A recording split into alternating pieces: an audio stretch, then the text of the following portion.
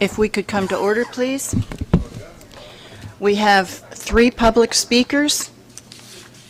Our first public speaker is Mr. Orrin Getz.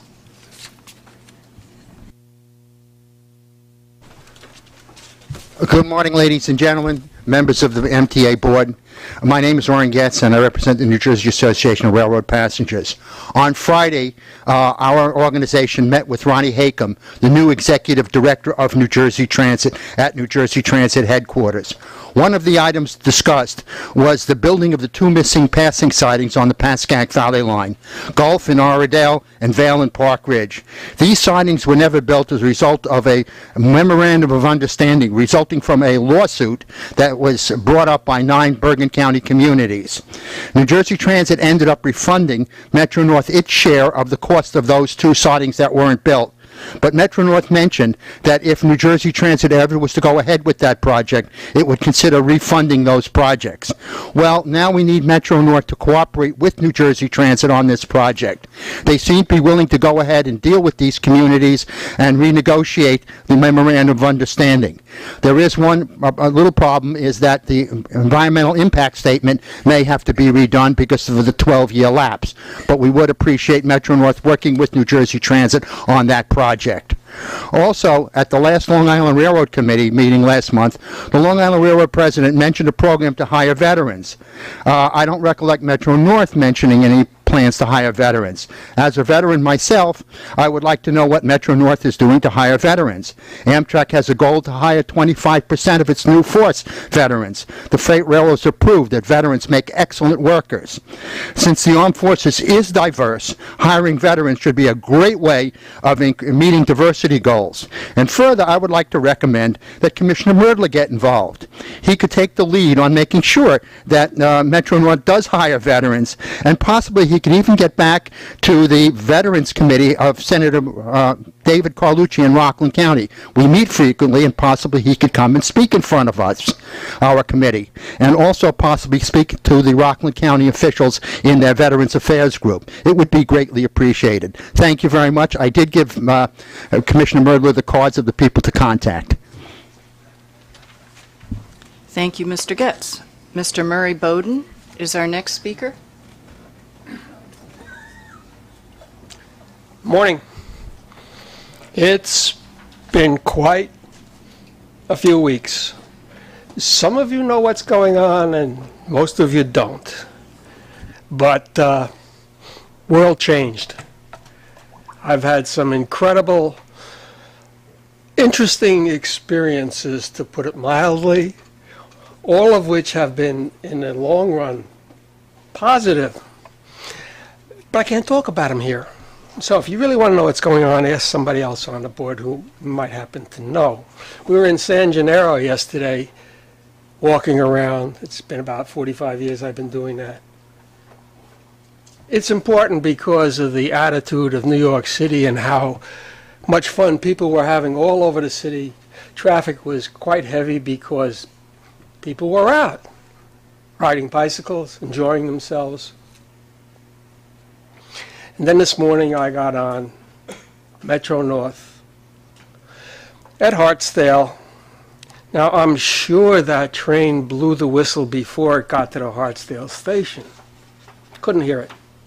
I was at the very beginning of the station because I get on the first car so I can watch the railroad tracks and see how clean they are when I come down here. But let me tell you, I heard the whistle blow at every other station sitting in the car. But since you have public address systems, they're used to give notices. The 4:56 will be 5 minutes late. Well, you have the ability to tell us when the train's going to be late. Why don't you tell us when? Step back from the platform, there's a train coming. Now, I know that's radical. And I know I've been talking about it for years. And I know you're going to do nothing about it. My grandson, who was here many years ago and asked for the station at Grand Central, at the Yankee Stadium, which you built, if you remember, if you've been around that long. He's now a freshman at Trinity College, and we're going to have coffee with him on Saturday morning. He spoke here when he was, it's got to be 10 years ago. And his biggest problem at college, you'll never guess, how to use a washing machine to wash his clothes. Thank you. Our next speaker is Mr. Charles King.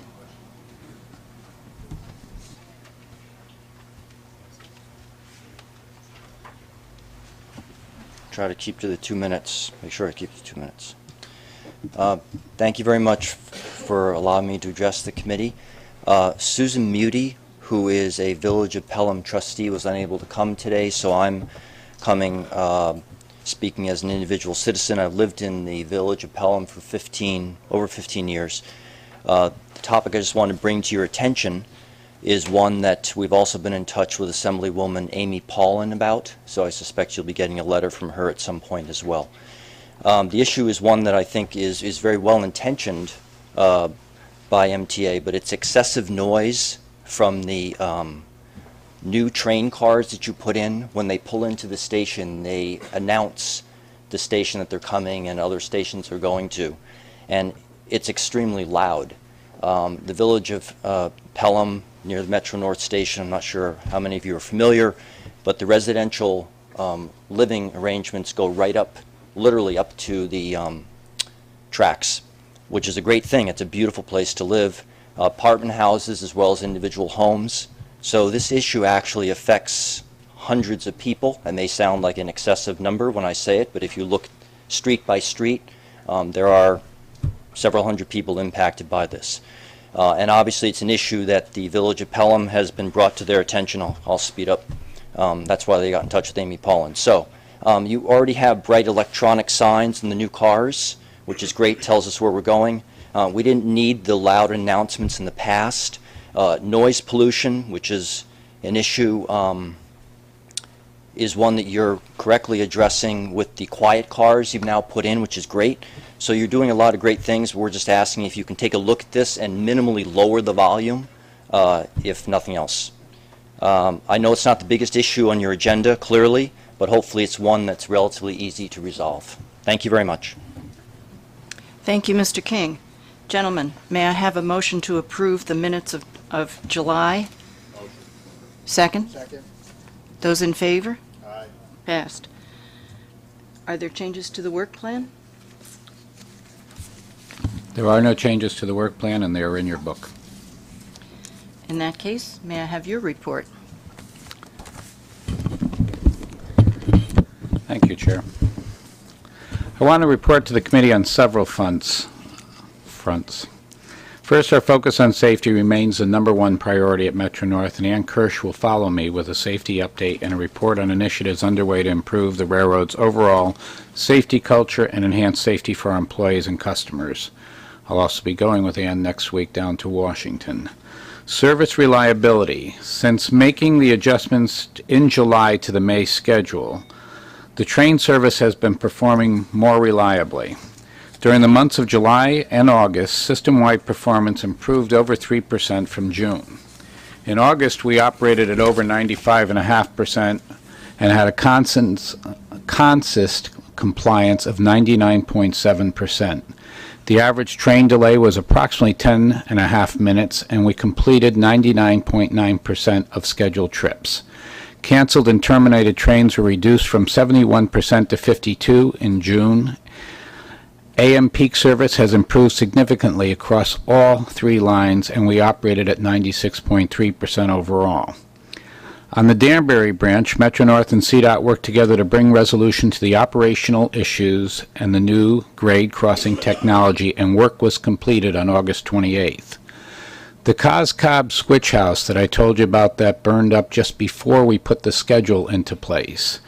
We did not expect to get it back until June. It was destroyed by the fire on May 10th. It was the critical piece of equipment that controls the switches and signals near Greenwich on the New Haven line. The successful changeover to a rebuilt control house took place on the weekend of September 6th and 7th, which is approximately 4 months ahead of the initial, already expedited schedule. Now fully operational, this restored control house allows train dispatchers to switch trains between all 4 tracks moving small segments of rail in a complex of switches covering the 9-mile section that we had lost between Portchester and Stamford. By lost, I mean lost the ability to move the trains from one track to the other. And if you remember, initially we didn't even have the signals and were reduced to only using 2 tracks in the rush hour. During peak hours, trains normally use all 3 tracks. We're able to dramatically speed up the control house restoration by taking equipment that had already been built and was ready for installation at another complex. That equipment was repurposed and uses most of the modern technology, reducing the amount of complicated wiring that was damaged in the May 10th fire. I have to commend all the employees who worked right through Labor Day weekend, in the effort to work around the loss of our control house and to have it rebuilt with an innovative approach. From the employees stationed by the wayside operating switches and operating them manually, to those who worked tirelessly throughout the weekend to restore the control of the switches, to those who conceived of and implemented the thoughtful and expedited approach, restoring full control took a safe, coordinated team effort with the involvement of many divisions of the railroad and a very successful operation that is working for us right now. In terms of customer complaints, for the 3rd month in a row, total customer complaints have been trending down and have fallen 40% system-wide since May. Other highlights through the end of August are, while late or canceled train category of complaints continues to be the leading driver behind all complaints. Overall complaints in this category were now down 84% since May, while as reported earlier, our performance has steadily improved.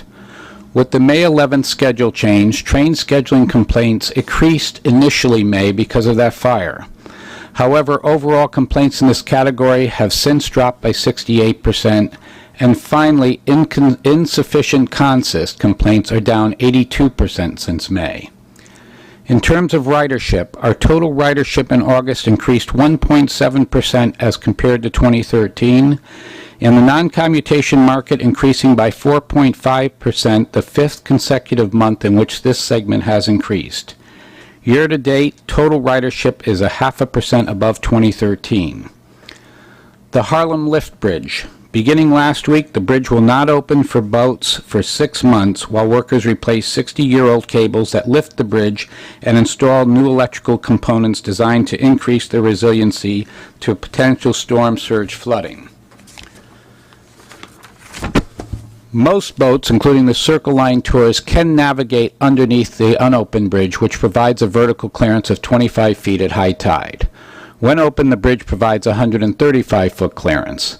In addition to replacement of all original cables, the project includes a new electrical control system and wiring and a new third rail power supply system. This vital bridge serves more than 280,000 Metro-North commuters on 700 trains every weekday. And the project will improve the reliability, efficiency, and safety of the bridge and allow us to meet our obligations to keep the bridge's moving parts moving. Federal storm resiliency funding. Last week, both New York Governor Cuomo and Connecticut Governor Malloy announced projects that will receive storm resiliency funding from the federal government. Projects benefiting Metro-North include a $38 million federal grant for power and signal resiliency that involves elevating and waterproofing power and communication equipment along the Hudson Line. $161 million in federal funding that will go towards the design and replacement of New Haven Line's Walk Railroad Bridge. A $9 million grant to upgrade the power system at the New Haven Yard. Recent recognition. The Grand Central Terminal Energy Conservation Project was selected as an award winner for the 2014 Build Smart New York Award for Innovation and Excellence in Energy Management. The project consisted of comprehensive upgrade and replacement of utility systems with energy-saving components throughout the terminal, in which we have replaced or upgraded chillers, cooling towers, fans, compressors, air handlers, and an extensive steam distribution system. And the Hudson Line Embankment Stabilization project performed north of Peekskill was also recently recognized by the trade publication Engineering News Record in its New York's Best Projects Award competition held this year. That concludes my report to the chair. Questions on the President's report? If there are none, may we have the safety report, please, Ann? Sure. Thank you. Good morning. Your safety statistics begin on page 16 in your books, and they highlight the June and July statistics for employee and customer injuries. The Enhanced Safety Action Update is on page 20, and I'll just give you a few highlights on that. The next safety stand-down will be held next week, the week of the 29th, and we're doing those quarterly. They've been very successful. Our C3RS program is progressing. We have not implemented yet, but we are developing the program with our labor organizations. We are in the process of working with our next labor organization, the IBT, hopefully to come to an agreement on the memorandum of understanding.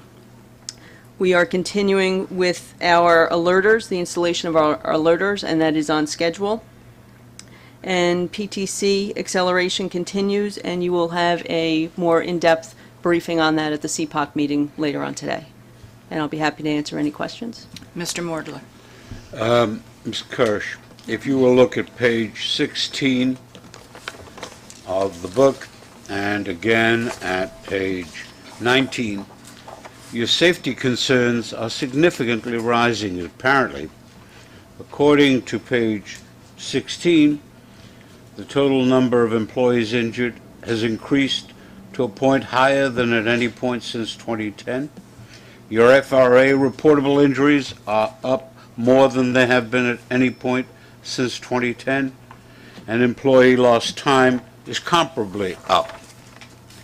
In terms of customer injuries, over and above slip and falls, which are up, train doors are up, and muggings are up. That's obviously, muggings is a different area. That's for Chief Cohen, and I'll deal with that in a minute.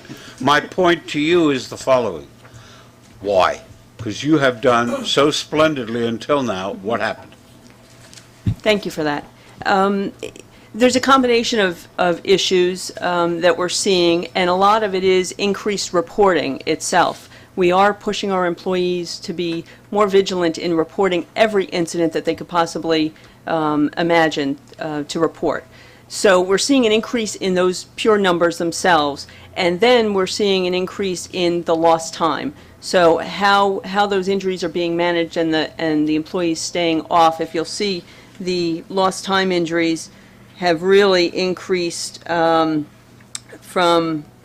out of 149 injuries, 106 are lost time.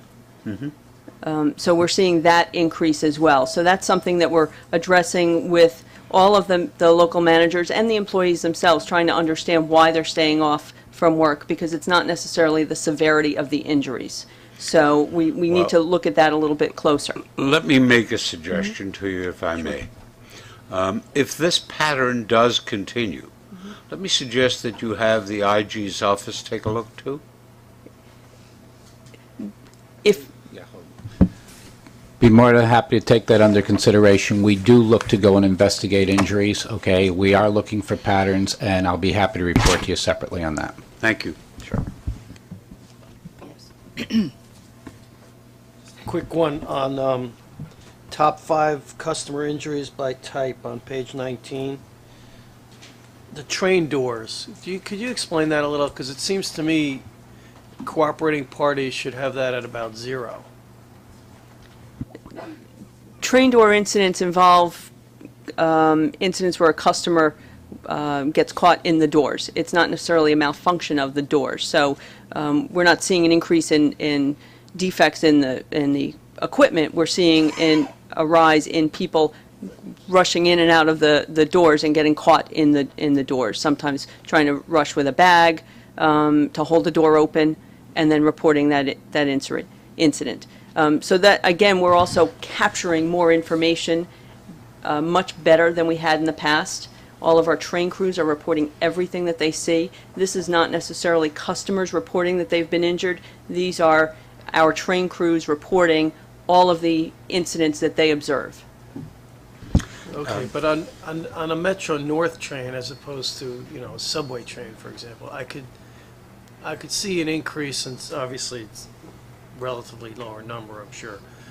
But given the fact that people are rushing to trains and, you know, cooperating parties, which include our conductors and the like, should be able to hold the doors if they see people rushing. So I'm just concerned if there's an upswing. And my final point is, I'm willing to listen, but I'm not sure that reporting every little thing, or however you just described it, is necessarily an accurate reflection on the real number, or if it's just some bureaucratic mechanism to comply with perceived change in the rules. So if it's a pendulum swinging thing, that's something to observe as well. I'm going to respond that you're making a very valid point. One of the things that we've done is we've ensured the safety. There's interlocks that are put on that doors that make sure that the train is not going to be able to draw power, that the doors will go and open back up. But what we are doing is again, I got to choose my words right. We're being very diligent in making sure, because we're going into this whole realm with the federal government of what they call the C3RS, where you're supposed to turn in every little thing you can see, so that way there we can look for patterns and see where are areas of correction. But you are right. What you're seeing an increase on is a reporting, not an increase in actual injuries that are going on. In fact, if you were to look at it in another positive way, you've got all these reports going in, but people aren't being hurt. It's a way of going and evaluating what the future is going to be. And the other part that it's also reflective on is that the ridership numbers we're getting. You know, obviously we're nowhere near what the transit authority is getting for ridership, but you can understand that we've got full trains and we've got people that are coming, and we are maintaining, you know, an on-time service. But it's also going to be that what's going to happen all the time is that you're getting more and more people coming to those trains, more and more people looking to hold the doors at the last minute for other people to jump on. And that becomes another one of those, the door didn't close, okay, somebody had an arm in the door. In some cases, that's a deliberate. So we'll ferret this out as time goes on, but your points are well made, and I just wanted to respond. You are right. There's an overabundance of reporting, but right now we have to fail in that mode, or be positive in that mode. Let me make one other suggestion. Have you looked at where in the point of transit these injuries or claims occur? For example, on the doors. Morning. Is it happening more as you get closer to the city, or is contrasted with higher up on the line? Is it happening because people want to get in very fast, because their standees, and we'll get to that issue, are increasing? But it seems to me you may get some value out of seeing where in the line this is happening. Getting through the chair. So that again, I respond to you. If that's one of the reasons we're going for the overabundance of the reporting, because it will show trends, and that's what we're looking for, is to see what the trends are and if there's something else that needs to be addressed. So again, I understand what you're saying and we accept it. Thank you. Chief Cohen. Good morning. Before I go into the crime stats, just as a result of the actions in the Middle East, as you may be aware, law enforcement agencies have gone into a heightened alert status. In addition to our normal counterterrorism measures, the MTA Police Department has added additional resources to increase our presence, our response capability, and our initiatives such as bag screening, train patrols, and our canine deployments. The National Guard is also increasing their presence in Grand Central and Penn Station. This heightened alert status will remain after the UN General Assembly and into the near future. And this is being coordinated on a state level as well.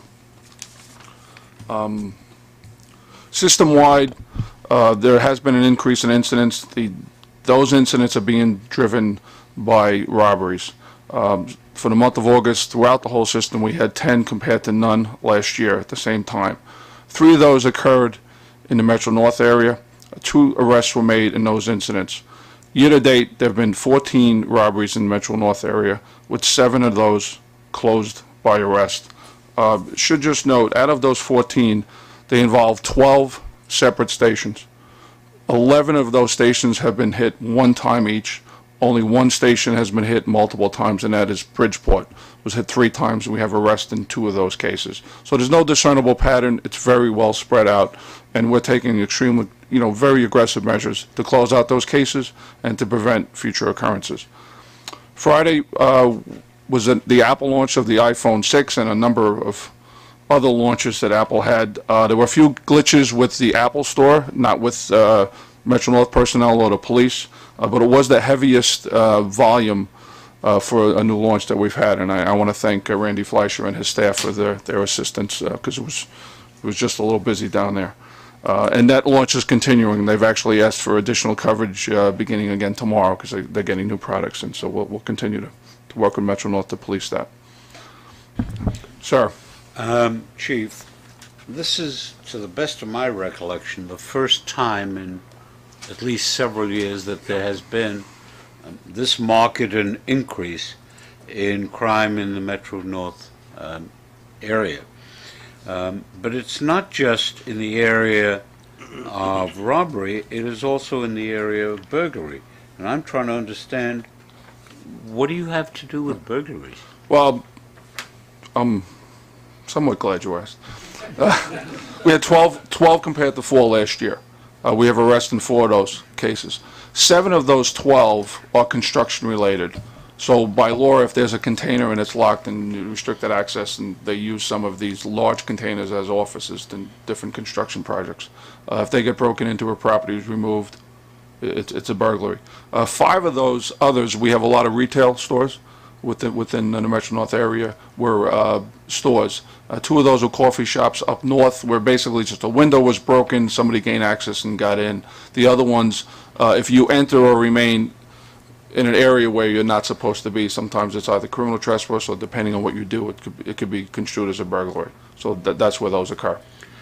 Is your force capable of doing that which Chief Fox was able to do in the subways, in terms of having more officers on the trains and on the station platforms?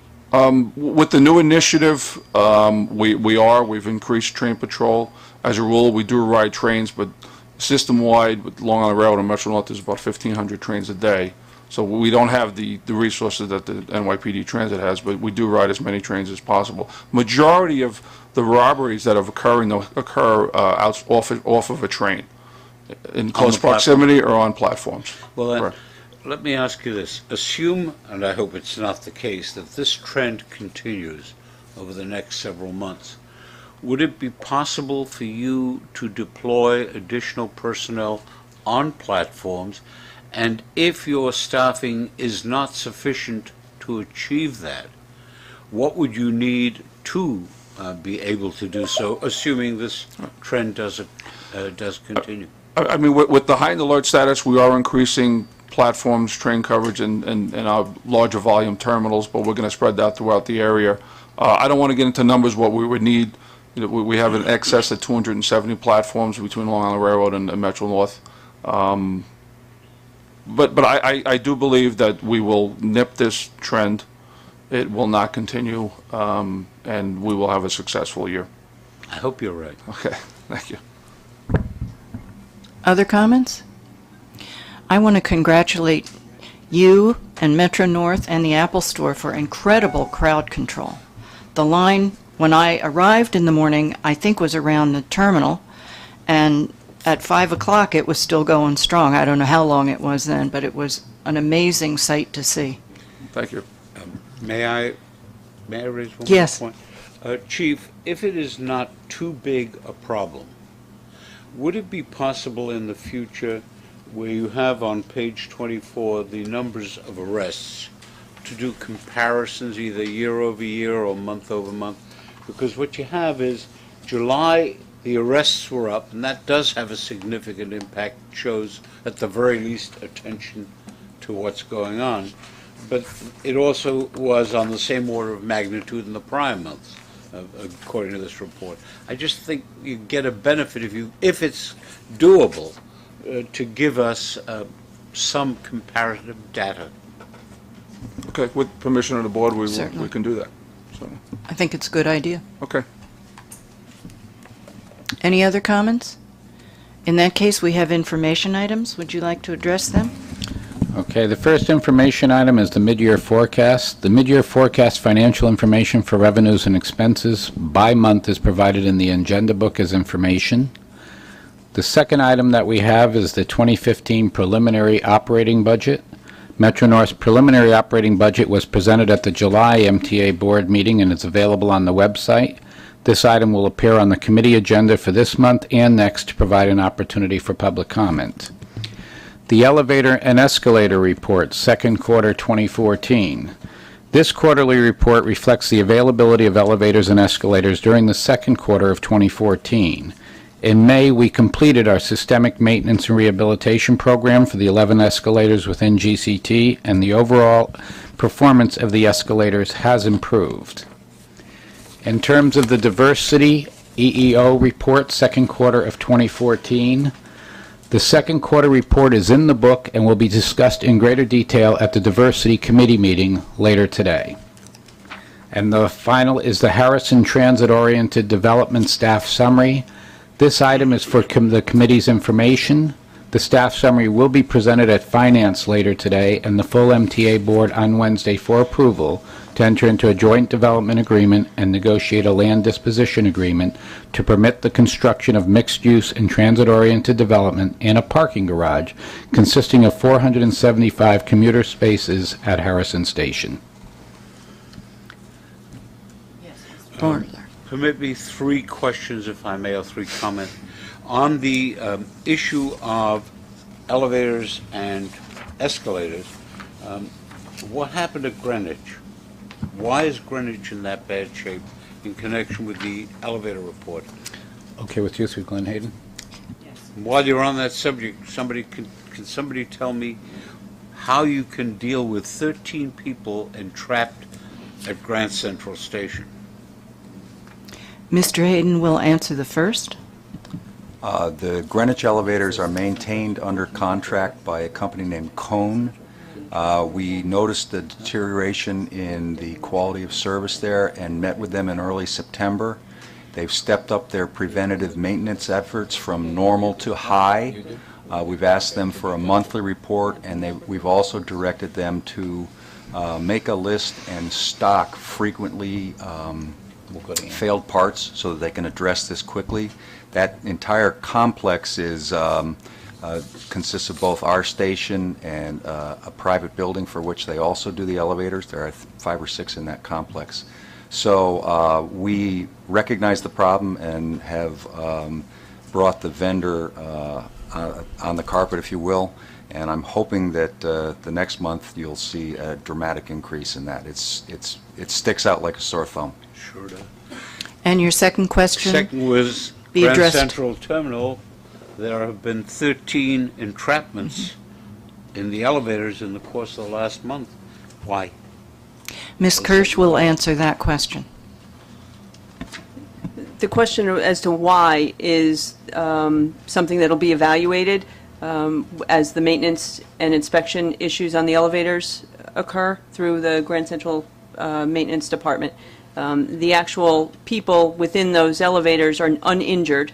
They're just stuck in the elevator for a few moments, and then they're released either by the fire brigade or maintenance personnel. Please do not minimize that entrapment. There are those of us who have claustrophobia in one form or another. In and of itself, that's an injury. It's something you really do need to pay attention to. Yes. The third and last point is I would like... Can I follow up before you go to Go ahead. Just on that point, that's an example of something I would be concerned about if it's just a record-keeping, as you call it, improvement, or if it's an actual change.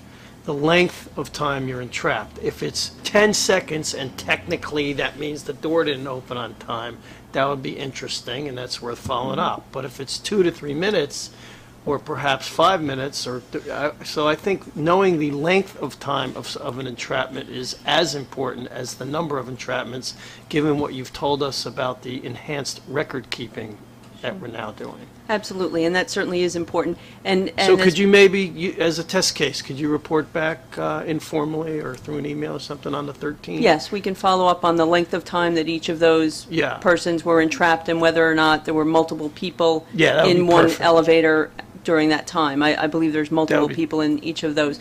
And just so that you know, we are communicating with those individuals in the elevators at all times. Right. There are phones, and they communicate to the Fire Command Center, who then dispatches the fire brigade so that they can respond if there are injuries or concerns, as well as the maintenance personnel to make sure that the elevators open safely.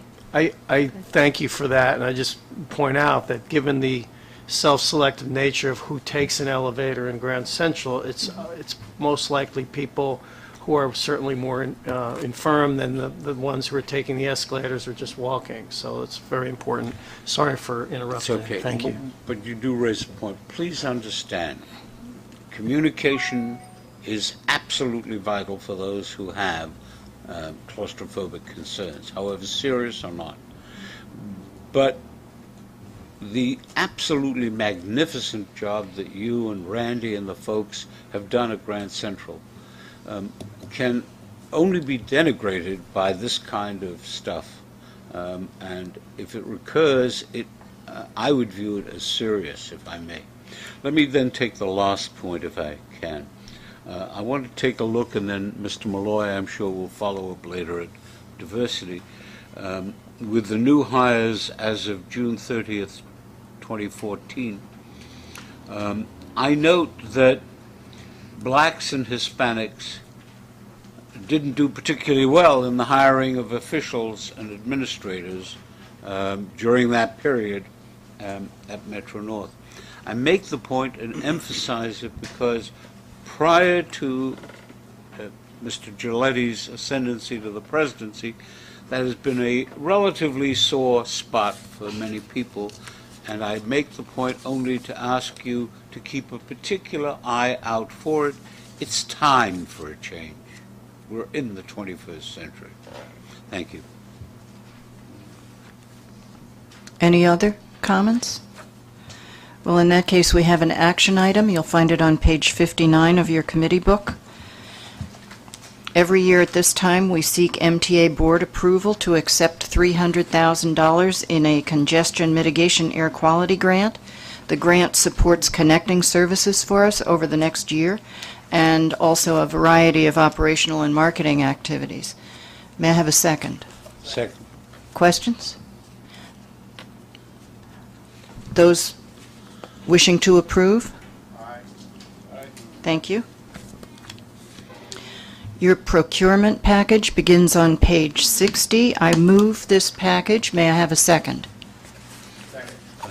Just one moment. Discussion?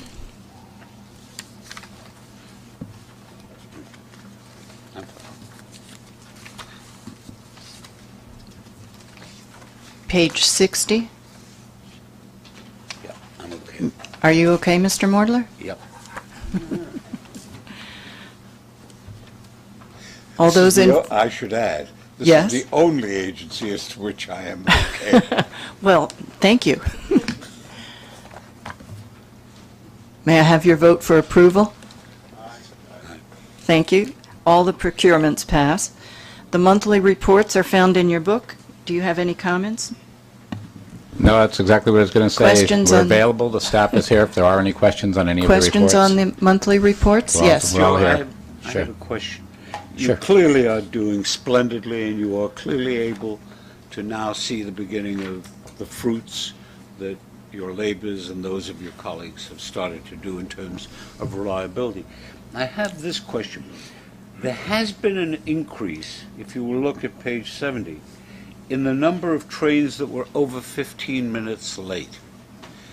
And yet, the statistics above that just don't mesh with that.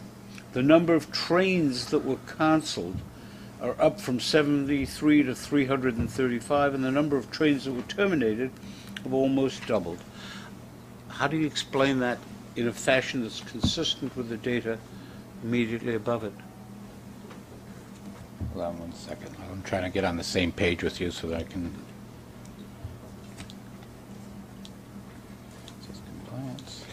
page 70. That's the one that been down? 'Cause that's 2013. Here's 2013. If you cannot do it now, No. I have no problem you're getting back to me, but it's just inconsistent. Yeah, I was going to say, I'm sorry, the reason that I was asking is I'm looking at the chart and I'm seeing that they've gone down, and I want to make sure that you're reading it the same way that I'm reading it. Let me see if I can read it. Year-to-date is going up. Year-to-date, Okay. Year-to-date in 2013 showed there were 1,112 trains that were over 15 minutes late. In year-to-date, trains over 15 minutes late are roughly double that. Okay. That doesn't comport with the data immediately above it showing good on-time performance. And again, I'll fall back on, and Kevin, it's a little too early for you to have been on this, but the year-to-date, okay, which would have included what we were going through this past winter, okay, and one of the worst winters that we've gone through, and I came right in on that in the February storm. So if you think about the February storms and the number of trains that we lost with the snow and everything else, because this is a year-to-date report. But I've got to be very careful with you right now, because I'd rather have the opportunity to come back to you with a full explanation on it. Yes. I must make, the point I'm Sure. trying to make is, the data on on-time performance Sure, is definitely- shows significant improvement over prior months. Not over prior year, but over prior months. But this just doesn't square with that. Okay. Got you. And if you look at the categories of delay on the next page, you find the same kind of situation. Yeah. Okay. Mr. It's Bailey? just incongruous. Got it. I'm sorry, John. No, finish, I apologize. Chuck, you done? I think it's your turn, Mr. Bailey. No, okay, I just didn't want to. But the weekends in August seem to have had a particular problem. Was there something going on that could explain that, a simple answer? I could give you a very simple answer, and I can also look 2 seats over. If you remember, I came to you with what we're going to do on both the maintenance away side in terms of putting gangs out there every single weekend to straighten out the interlocking, straighten out the tracks. We've done a massive, intensive effort to pick up the... Yeah, but Joe, that's what I thought, and then I looked Yeah. at the numbers, and the maintenance of way is significantly less in August of 14 than in August of 13. So when you look back and compare the August 14 versus August 13 delays, they're massively more. So that's what I didn't follow. You know, again, I'm going to say to you, give me an opportunity to go and give it back to you with a more detailed analysis on it, but I do know what we did in August and the amount of work that went in August, and whether or not some of it went into different categories, but it was still based on what we were doing on the maintenance. Let me get you a better analysis that goes and explains it, because I understand what you're asking. That's perfectly fine, and thank you very much. But then if you look at the maintenance of equipment, it's 50% more. That's not maintenance of way. And the interesting one, customers, that broad category of a cause of delay. I don't know what that really means. But That's everything from somebody having an incident on the train to where we've seen that we've had to call, you know, whether or not it's a slip, trip, or fall, whether or not it's a customer that can't be awoken, whether or not it's a customer that is exhibiting symptoms that call for the police to be brought in, or it's even a confrontation that's occurred on the train would all fall into those categories. well, maybe the split between weekday and weekend, which is not reflected in this, might explain it. But I would like to, again, Sure. just a very... Okay. And then, because it's just striking how the maintenance of way was slashed, but the maintenance of equipment was increased by 50%, and then again, a doubling of this customers thing. So it's incongruous without further explanation. Fine. Thank you. Any additional commentary? May I have a motion to adjourn? Second? Wow. Thank you. Oh, yes. Could you turn on your mic, please? As you know, I have a problem with standees. Yours are not as bad as those on the Long Island Railroad. And I wondered if you could do something, if it is physically possible, efficiently to do it.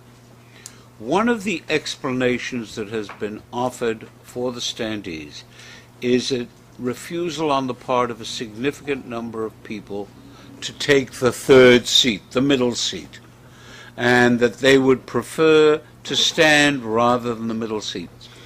Is it possible to take 1 or 2 given months and measure where you have the standees? What percentage of the middle seats are not occupied, so that we can, rather than on an anecdotal basis, have some data that shows us whether or not that is really a significant reason for the standees? Go ahead, Don. I'm sorry. Go ahead, Delana. It's been a while since we've done actual on-board counts of that nature, but we are moving into a contract where we're going to be doing detailed on and off counts. We can take the opportunity at that time to isolate some of those issues and do standee counts as well. So we can add that into the program that we're doing for the extensive because on-off counts. There have been generally, and more so again at Long Island Railroad than with Metro North, 3 observations as to why we have the standees. One of them is this question of the middle seat.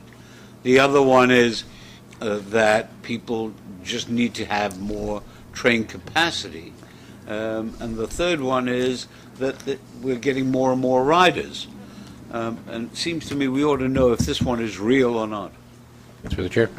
I'm going to turn around and say to you that, you know, you've hit on, if you remember when, and I'm going to go back to in February, March, when we were suffering from not having as many of the M8s as we have right now, and particularly on the New Haven line. If you looked at overall capacity and whether or not we were filling out the right number of cars and the adjustments that we made going into July to move some more cars onto the trains that after we did the schedule change, we wanted to have them to where it was dealing with the total number that was there. So a quick and simple way of looking at it is whether or not we filled out the capacity on the cars and what our loading factor is. So if you know your loading factor is below 100%, but you still have standee reports coming in, you basically have backed into the number that you're looking for. But we can do a much more detailed analysis is what we're telling you. Okay. Mr. Balin. I'm not trying to fill out the 10 minutes, but thank you, Mr. Ms. Glenn just said something that reminded me of a point that I was going to make the next time it comes up. The verification of the counting that we do, whether it be internal or through contract, is important to me because I have observed the observers for my own fun. And without getting into when and where and who, because that's not really what I'm about, or the purpose of being on the board, I have great question as to the accuracy of the counters. I saw things going on with the counting that should not have gone on with the clickers.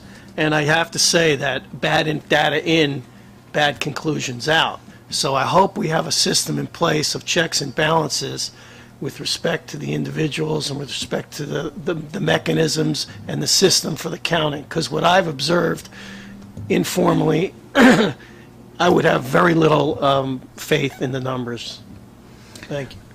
And again, I will respond from the standpoint that it's been an ongoing, it used to be, you know, people would say, how could they go through a car and get the number that fast? But if you know how many seats there are in the car, you count the empty seats, you count the number of standees, you've got it. So there are quick analysis, and part of what we're doing with the counters is verifying what we had for conductor accounts, which again, there was a lack of credibility in whether or not the conductors' counts were good. So what you're seeing is you take that, you take the overall ticket sales, you take what we're getting in for our numbers, whether or not, so if you start to see that you've got a 10% increase in the overall ticket sales, and guess what, the numbers that you're getting are in the 8 or 9%. There are, I'm going to tell you, as to specific accuracies, always you can question whether or not there needs to be a better and more accurate system.